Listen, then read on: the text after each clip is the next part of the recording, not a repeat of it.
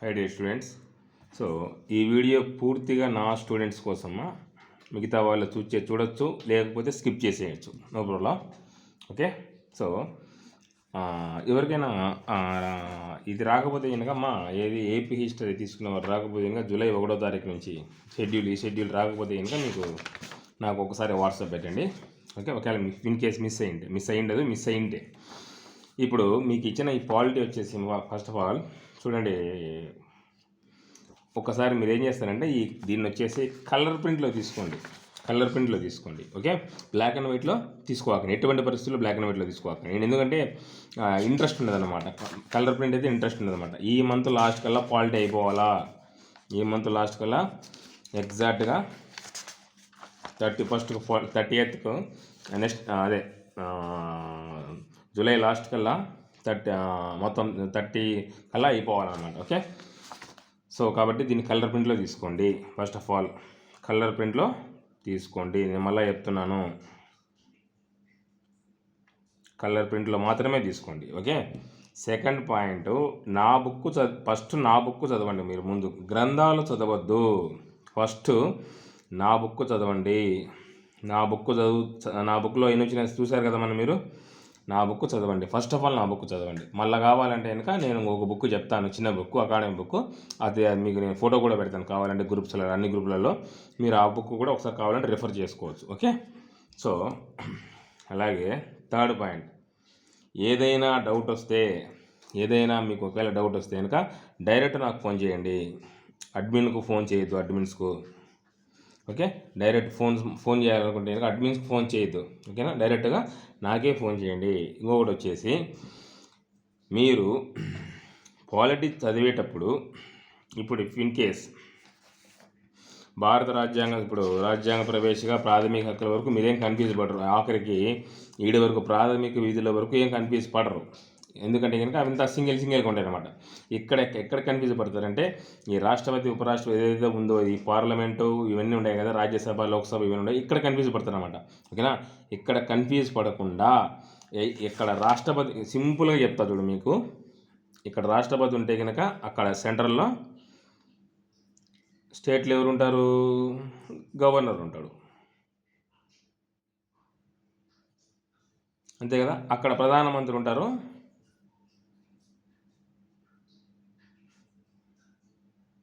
ఇక్కడ ముఖ్యమంత్రి ఉంటాడు స్టేట్లో. Simple logic. ఓకేనా. అలాగే అక్కడ కేంద్ర మంత్రిమండలి ఉంటుంది,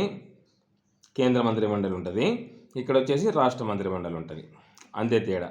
ఓకేనా. మీరేం కన్ఫ్యూజ్ పడాల్సిన అవసరం లేదు, కోర్ సబ్జెక్ట్ చదవండి. ఓకేనా. ఇంకొకటి ఏంటంటే కనుక మెయిన్ ముఖ్యమైన పాయింట్, గుర్తుపెట్టుకోవాల్సిన పాయింట్ మీరు ఏంటంటే కనుక కంటెంట్ చదివేటప్పుడు ఆర్టికల్స్ జోలికి పోవద్దు.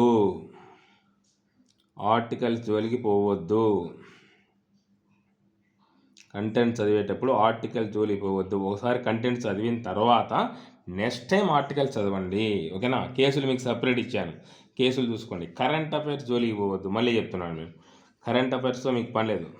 కరెంట్ అఫైర్స్ ఎప్పుడు చదవాల్సింది నేను చెప్తాను. కరెంట్ అఫైర్స్ ఎప్పుడు చదవాల్సింది నేను చెప్తాను. ఓకేనా. ఇంకొకటి వచ్చేసి, అలాగే పాలిటీని చాలా ఈజీగా 70+ పెట్టచ్చండి. చాలామంది పెట్టారు కదా, నా స్టూడెంట్సే పెట్టారు. 2019 బ్యాచ్ చాలామంది పెట్టారు 70+. సో ఎందుకు పెట్టారు అంటే కనుక, వాళ్ళు 70+ ఎందుకు పెట్టగలిగారు అంటే కనుక కోర్ సబ్జెక్ట్ చదివేవారు ఎక్కువ. ఒక బుక్కును 10 బుక్కులను ఒక సామెత ఉంది, 10 బుక్కులను ఒకసారి చదివేదానికంటే ఒక బుక్కును 10 సార్లు చదవడం మేలు. ఎప్పుడైనా మీరు అబ్జర్వ్ చేయండి, పెద్ద గ్రంథాలు చదివిన వాళ్ళకు జాబ్స్ రావు. నేను ఓపెన్గా చెప్తాను, ఎందుకంటే మీరు నా స్టూడెంట్సే కాబట్టి చెప్తున్నాను. గ్రంథాలు చదవద్దు అని నేను మస్ట్ కానించి మొత్తుకొని చెప్పాను. గ్రంథాలు చదవద్దు. చిన్న బుక్స్ చదివి జాబ్స్ కొట్టిన వాళ్ళు ఉన్నారండి. మీరు ఏబిపిఎస్సి అంటే ఇంకా అది పబ్లిక్ సర్వీస్ కమిషన్ కదా, పెద్ద బిట్లు ఇస్తారనుకొని ఊహాగానాల్లో ఉన్నారు మీరు. అంతే తప్ప నుంచి ఇంకేమీ లేదు. ఓకేనా? నేను చెప్పిన బుక్ నా మెటీరియల్ కంప్లీట్గా చదవండి. 70+ ఆటోమేటిక్గా మీరే పెట్టగలరు. నేను చెప్పాల్సిన అవసరం కూడా లేదు. ఓకేనా? ఈసారి మాత్రం ఛాన్స్ వదలొద్దు. ఫెయిల్ అయిన వాళ్ళకి చెప్తున్నాను. ఓకేనా? ఒకరు చెప్పే మాటలు మీరు ఏదైనా, నేను మళ్ళీ ఎందుకంటే మీరు నా స్టూడెంట్స్ కూడా చెప్తున్నాను, మీరు ఏదైనా టెలిగ్రామ్లో గ్రూపులలో కానీ ఈ వాట్సాప్ గ్రూపులలో కానీ ఉంటే కనుక క్విట్ అయిపోండి, బయటకు వచ్చేసండి. ఓకేనా? వాట్సాప్ గ్రూపులలో కానీ ఉంటే కనుక క్విట్ అయిపోండి, నో ప్రాబ్లం. ఓకేనా? నేను చెప్పాను ఎగ్జామ్ జరిగే ముందు 10 రోజుల ముందు స్విచ్ ఆఫ్ చేసేయండి మీరు మొబైల్ అని. మరి మీరు ఎంతమంది విన్నారో ఎంతమంది వినలేదో మీకే తెలియాలి మరి అది. ఓకే? నెక్స్ట్ వచ్చేసి అలాగే ఈ ఒకరి మాటలు వినొద్దు. ఎప్పుడు పడుతుంది, ఎప్పుడన్నా పండి. ఓకేనా? సో 2019లో ఫెయిల్ అయిన వాళ్ళు 19 బ్యాచ్లో ఫెయిల్ అయిన వాళ్ళు చాలామంది ఉన్నారు. మరి ఎన్నేళ్ళ గ్యాప్? ఇప్పుడు మననే చూడండి ఎంత గ్యాప్ వచ్చింది. 1 year గ్యాప్ వచ్చినా కూడా ప్రిలిమ్స్ టు మెయిన్స్ పాస్ కాలేకపోయారు. అంత ఈజీ పేపర్, అంత ఈజియెస్ట్ పేపర్ కూడా. సో కాబట్టి ఒకరి మాటలు మళ్ళీ చెప్తున్నాను, నా స్టూడెంట్స్ కాబట్టి చెప్తున్నాను, ఒకరి మాటలు వినొద్దు. ఒకరి మాటలు ఎప్పుడు నోటిఫికేషన్ పడుతుందో నేను మీకు చెప్తాను.